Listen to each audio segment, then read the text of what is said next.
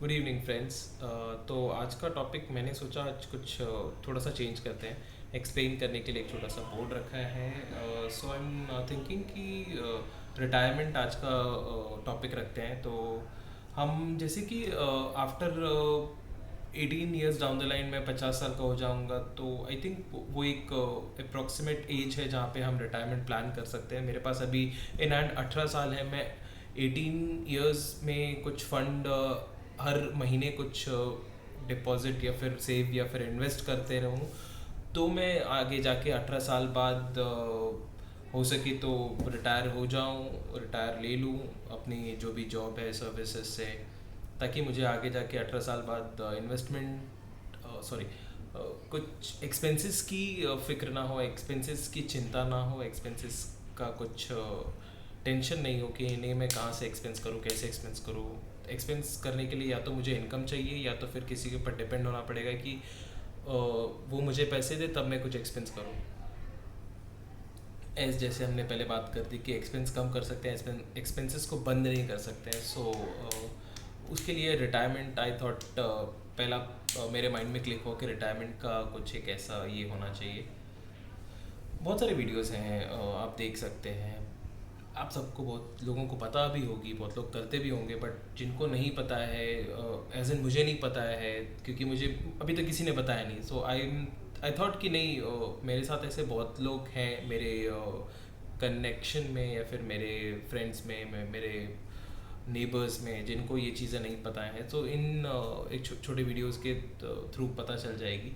सो retirement का एक topic है, या तो फिर अभी ये चीज़ के लिए मुझे दो चीज़ों पे डिपेंड होना पड़ेगा। या तो मैं अपने किसी सन या फिर डॉटर से एक्सपेक्ट करूँ कि वो मुझे मनी दे, या फिर मैं अभी से प्लान करूँ इन इन्वेस्टमेंट। तो इन्वेस्टमेंट या फिर मैं किसी पर डिपेंड हूँ। आई एम क्रॉसिंग दिस क्योंकि मैं नहीं चाहता हूँ कि मैं किसी के ऊपर डिपेंड हूँ, या फिर किसी को ये चीज़ लगे कि अरे यार मुझे मेरा खुद का भी देखना है प्लस इनका भी देखना है, प्लस वो एक प्रेशर क्रिएट होता है विच आई डोंट वांट टू। क्योंकि हम अभी प्लान कर सकते हैं, अभी हमारे पास उतनी कैपेबिलिटीज़ है। हम अभी अगर अभी प्लान करें तो ऑब्वियसली हम आगे लाइफ को फ्रीली इजीली जी सकते हैं। सो आई एम थिंकिंग कि ये एक अच्छा तरीका है इन्वेस्टमेंट का। इसके लिए हम दो स्टेप्स कर सकते हैं। या तो हमारे पास कुछ एक ऐसा फंड हो, एज इन कहीं से मुझे 10 लाख 15 लाख 20 लाख रुपए मिल गए, मैं वन शॉट इन्वेस्ट कर दूँ, उसको हम बोल सकते हैं like in one shot investment, जो कि पॉसिबल नहीं है मेरे लिए। तो पॉसिबल नहीं है ऑब्वियसली, मुझे कहीं से 2 लाख 10 लाख 20 लाख नहीं मिलने वाले हैं, आई वेरी श्योर। तो why should I think for this. जिसको मिलने वाले हैं उनके लिए एक ही स्टेप है, गाइज, डू इन्वेस्टमेंट। अगर आप चाहते हैं कि आपके पास फंड है और आप कहाँ इन्वेस्ट करें, कैसे करें, सो मुझे कमेंट कीजिए या फिर कॉल करके आप पूछ सकते हैं। ये एक बेस्ट वे है। सेकंड आ जाता है हमारा मंथली एसआईपी, जो कि हम मिडिल क्लास लोअर क्लास जो कि हर महीने सैलरी रिसीव करते हैं, हर महीने सैलरी रिसीव करते हैं, या फिर कोई रिक्शा चला रहा है, कोई टैक्सी चला रहा है, कोई हार्ड वर्क कर रहा है, मंथली सैलरी है 15,000 10,000 20,000 25,000 एंड सो ऑन। तो उसके लिए मैनेज करना इन सभी चीज़ों में, फिर उसके बाद रिटायरमेंट के बारे में प्लान करना, इतनी सारी चीज़ें सोचना पॉसिबल है। ऑब्वियसली पॉसिबल है गाइज। ऐसा हमको माइंड में ऐसा लगता है कि कहीं पॉसिबल नहीं है, बट पॉसिबल है। बस खाली हमको एक अभी जैसे मुझे यहाँ से निकलना है, मुझे CST जाना है। तो अगर मुझे नहीं पता है कि CST यहाँ से कैसे जाना है, कितना दूर है, क्या है, तो मुझे माइंड में एक पहले ही ये हो जाएगा कि अरे यार बहुत लंबा है, मैं कैसे जाऊँगा, मुझे कुछ पता नहीं है, ये थिंकिंग आती है। अगर कोई एक मेरा फ्रेंड है जो अगर सडनली कॉल आ जाए उसका, वो बोले कि अरे विकास मैं आज सोच रहा हूँ CST घूम के आता हूँ, तो तू चल रहा है मेरे साथ। मेरे कल ना आपने सोचा कि मुझे CST जाना है, आपको कुछ पता नहीं था कैसे क्या है, और आपके फ्रेंड ने सडनली आपको कॉल कर दिया कि चल मैं CST जा रहा हूँ, मुझे घूमना है, तू चल रहा है क्या साथ में? आप क्या बोलोगे? अरे ऑब्वियसली मैं चलना, मुझे भी जाना था, अच्छा अच्छा हुआ तेरा कॉल आ गया, थैंक यू सो मच यार। ऑब्वियसली ऐसे बोलोगे ना।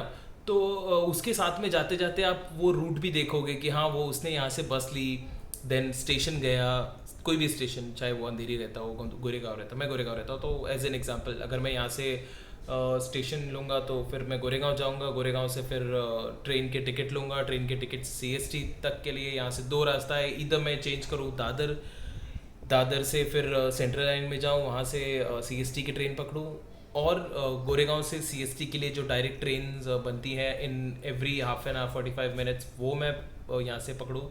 तो डायरेक्टली मुझे CST की टिकट लेके गोरेगांव से CST की ट्रेन जो यहाँ से निकलती है वो मुझे उसमें बैठना है, और मैं CST पहुँच गया। इजी लगा, राइट? तो अगर आप खाली एक ही डिफरेंस है या एक ही एक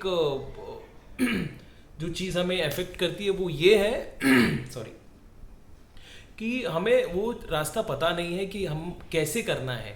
तो आप चाहे 10,000 कमाते हो, चाहे 15,000 कमाते हो, चाहे 20,000 25,000, चाहे आप कितना भी कमाते हो, अगर आप चाहते हो कि मुझे आज से 15 साल, 20 साल, 10 साल के बाद मुझे इन रुपयों की ज़रूरत है जिसके लिए मैं अभी से सेव करना चाहता हूँ, आप कर सकते हैं। इजी है, पॉसिबल है। गाइडेंस के लिए जितना हो सकता है, जितना मैंने सीखा है, जितना मैं पढ़ रहा हूँ, जितनी चीज़ें पता है मैं हेल्प करूँगा। जितनी चीज़ें नहीं पता है ऑब्वियसली मैं ट्राई करूँगा कि मैं कहीं से नॉलेज गेन करके, या फिर जो एक्सपर्ट्स हैं जो बैठे हुए हैं उनसे कनेक्ट करके, या फिर आपको डायरेक्टली कनेक्ट करा के आप वो चीज़ें समझ सके, जान सके, एंड फिर आप चीज़ों को समझ के, अच्छी तरह से समझ के, then you can start your journey in investment, in savings. FD खराब है ऐसा नहीं है, FD बट बीट नहीं करता है गाइज वो इन्फ्लेशन को, जो कि आज से 1 साल, आज से 2 साल बाद जो महंगाई बढ़ेगी, या हर साल ही ऑब्वियसली बजट निकलता है, तो वो जो इन्फ्लेशन रेट है, क्या आने वाले, अभी मैं एक FD में रख दूँ, आने वाले कुछ सालों में जो अमाउंट मुझे रिटर्न मिलेगा वो FD को बीट करेगा? नहीं। वो FD, जो महंगाई बढ़ेगी वो FD का अमाउंट भी उतना ही हो जाएगा। तो सेंस नहीं बनता है गाइस कि अभी जो सेव कर रहे हैं आने वाले सालों में महंगाई के साथ भी मुझे पैसा उतना ही मिलेगा, तो क्या सेंस बनता है?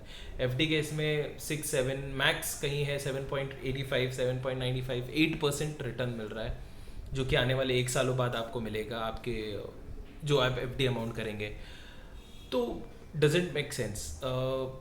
म्यूचुअल फंड, इन्वेस्टमेंट, ये सबको थोड़ा सा रिस्की क्यों लगता है? क्योंकि नॉलेज नहीं है, पता नहीं है कैसे करते हैं, क्या करते हैं, कहाँ जाना चाहिए। रिस्की इसके लिए लगता है क्योंकि मार्केट्स में अब अप्स एंड डाउन्स लगे रहते हैं, जैसे कि इन करंट सिचुएशन मार्केट काफ़ी डाउन है, तो हमें ऐसा लगता है कि अरे हमारा पैसा डूब जाएगा। गाइस ऐसा नहीं होता है। अगर डूब जाता तो इंडिया आज नहीं होता, क्योंकि इंडिया ऐसे नहीं चल रहा है गाइस। इंडिया चल रहा है जो 50,000 से ज़्यादा कंपनीज हैं जिनको हमारे दादा, हमारे परदादा एंड जो पीछे जनरेशन्स हैं वो कंटिन्यू यूज़ करते आ रहे हैं। एज इन आप कोई भी एक छोटा सा एग्जांपल ले सकते हैं, HUL, तो उनकी कुछ 42+ प्रोडक्ट्स हैं जो कि आई एम थिंकिंग कि वो मेरे दादा ने भी यूज़ किए होंगे, उनके प्रोडक्ट्स मेरे पापा ने यूज़ किए हैं, मैं यूज़ कर रहा हूँ, ऑब्वियसली आने वाले जो जनरेशन है वो भी यूज़ करेंगे। ये तो एक कंपनी का मैंने नाम बताया, ऐसे बहुत सारी कंपनीज़ हैं जिसके बारे में आप चेक कर सकते हैं। तो इतनी सारी कंपनीज़ हैं, तो अगर वो कंपनी बंद हो गई तो फिर इंडिया बंद हो जाएगा, ऐसा है। तो ऐसा नहीं कि आपका पैसा वेस्ट हो जाएगा, उसके लिए बहुत सारे लोग हैं, बहुत सारी ये टॉपिक के लिए आई थिंक हमको आधा 1 घंटे की पर्सनली वीडियो बनानी पड़ेगी, जो कि मैं नहीं चाहता कि आपका टाइम वेस्ट हो। तो बट एक शॉर्ट 10-12 मिनट की वीडियो में मैं छोटे एक्सप्लेन करना चाहता हूँ, जो कि करूँगा मैं ऑब्वियसली। तो प्लीज़ टच में रहिए।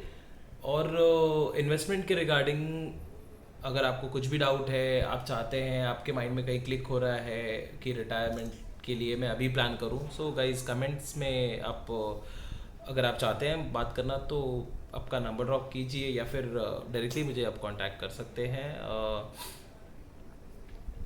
सो आई मैं टच में रहूँगा। Thank you so much guys and have a nice evening. Thank you, bye.